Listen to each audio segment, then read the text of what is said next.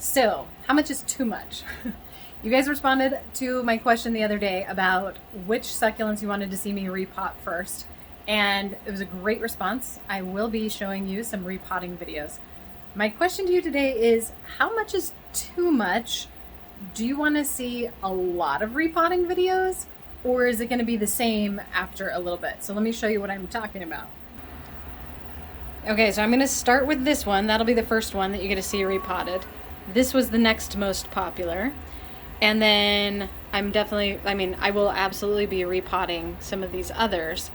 So do you want to see videos on all of those? And I'm also probably going to repot this one, and this one, and this one needs to be redone.